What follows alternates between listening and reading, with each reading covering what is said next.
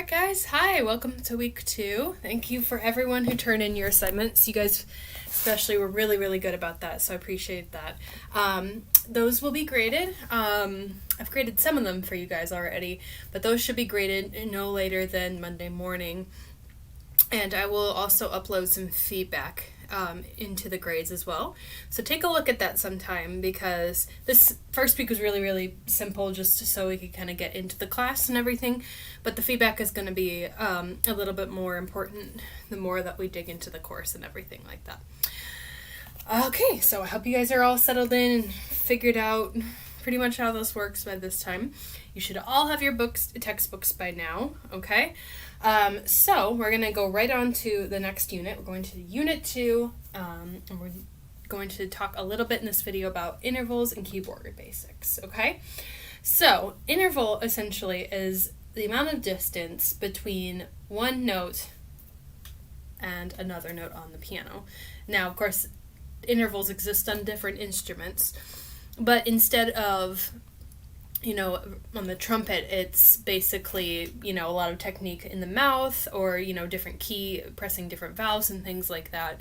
On the piano, it's actually really a certain amount of distance. So we're going to take a look at the bottom of page 29. This is where we all should be in our textbooks right now, at melodic intervals. And they have a little example right here, going seconds all the way through fifths in both hands. So we're going to do that as kind of a little bit of a warm-up, and then we're going to go on to the next page and dig into it a little bit more.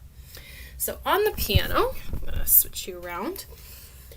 Basically, we have unison if we play the same note. And then from there, we're going to count up as we go. Intervals are going to go by seconds, thirds, fourths, fifths. So you start with whatever note you have and count to whatever note you have next. That's the amount of space. So, for example, if we go to C to D, this is note 1, this is note 2, that's a second right here.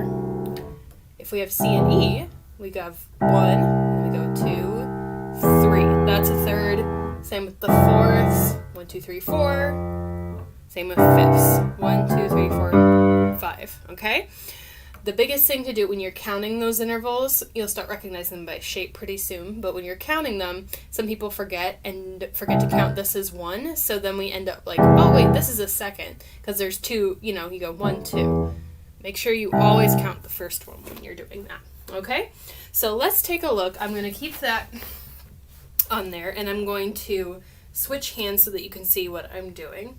We're going to go from the beginning to the end of this little short excerpt and talk about each one, okay? So it's pretty similar to what I just demonstrated, but I want you guys to play it with me. So first we're going to start with C, and then up to D. That's the second right there. Then the next couple beats, C up to E. It's a third. Next measure, C up to F. That's a fourth. And then C up to G. That's a fifth right there. Okay? All right, now let's try it with our other hand. So we've got, look for what our first note is. That's a G in the bass clef. We've got 1 on G right here. Okay? So we have G first. Down to F. That's a second, right next to each other. We're going to go back up to G. Down to E. So we're skipping this time. That's a third. And then back up to G, down to D this time. That's a fourth. And then G, down to C. That's a fifth, okay? You can take these and actually play them on pretty much starting on any key that you want. So if you wanted to do this exercise on D, you just follow the same steps and skips and leaps and all that, okay? All right, let's go on to the next page. Now, if you play them together, what we did before was melodic intervals, because it's a weird melody, but you could create a melody out of what we just played. Harmonic intervals are going to be the things that you see, like if you're playing, a melody with your right hand, which we're going to see when we get to harmonization this week. Your left hand is going to play notes all together, chords and such, and those are going to use harmonic intervals as well, okay? All right, so let's go to the top where it says harmonic intervals and play through that, okay? Right hand we're going to put our right hand in there, and just to get in the practice of it, let's go ahead and find where our left hand is. So we're going to go over here where it starts, and see, we got 1 and 2 on G and F, okay? We're just going to leave them there so we're ready when they get there, okay? So let's start. We're going to start with our second, so 2 up to a third, 1, 2, up to our fourth, 1, 2, up to our fifth, 2. Now switch to the left hand, second, 2, third, 2, 4, 2, and fifth, 2. Okay, ta-da. All right, okay. So now let's go down to the next section where it says naming and playing intervals, okay? We're going to do 1, 2, 3, and 5 of those. The first two are going to be a little bit easier with notes. The second one, I want to make sure that we know those notes that are way up on the staff and everything like that. Since last week, we were pretty much centered around middle C and everything, okay? So our very first, let me see if I'm going to sit right here. We're going to go down here to this first one. First note on the left is going to be our treble G, okay? First, I want you to, let's all find our treble G together after I scoot this camera down a little bit. We're going to put our thumb on it and play. Now, when we play these examples, we're going to move around a little bit, so that'll be helpful. So, let's go first one to the right of where we wrote in G. We still have G, but we have 2 on it, so we're going to pick up our hand, move that there, and then we're going to play the note right after it. Okay? So, we got notes right next to each other. 1 and 2. That is a second, okay? If I was seeing you in person, I would ask someone that question, okay? But write second in. This shouldn't be, the ones that we don't do shouldn't take you very long either. Let's go to the next one. We have G, but we also play C at the next time for the one in the middle. Okay? So, that right there, we go down this time. 1, 2, 3, 4. That's a fifth right there. It's a pretty easy sound to identify as well. Okay? Alright, good. So let's go to the next one. We put our thumb back on G, and then we play B right next to it. We've got a skip. We've got a third right there. Yay. Awesome. Okay?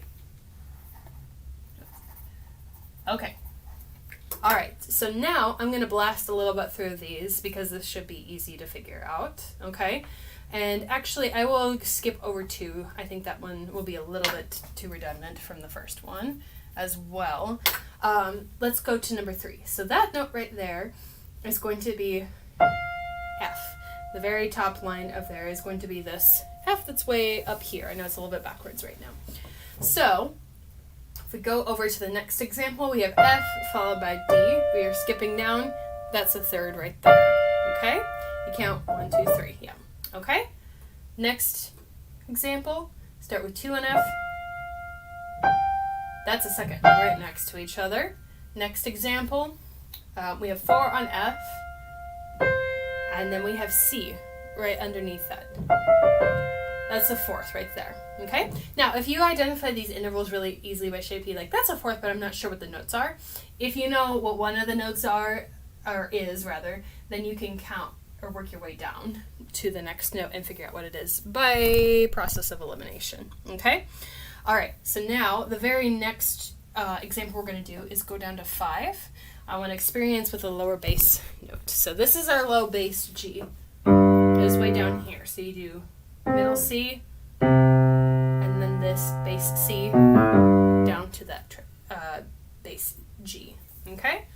So we've got first example 5 on G, then 1 up here. This will be this D. That's going to be a fifth right there. Okay? Next example over would be G, and then followed by C. So if you count, 1, that's G, 2, 3, 4. That's a fourth right there. And then the very last one, we have our thumb on G, and then we're going to go down 1 step to F. That's definitely a second. Seconds are definitely the most distinct of these. They're going to clash quite a bit. It's a major second in this case, so it's not like a minor second, but that will be the most distinct sound of the 4 of these intervals. Okay? All right. So take some time to go in and fill in the rest of all of those intervals and practice with that. The next page does have a little bit of, some rhythm things, eighth notes, new time signature, and some dynamic signs. There should be stuff that you cover in not only in music theory, but in your own instrument as well. So if you need a review, it's on that next page for you to do on your own.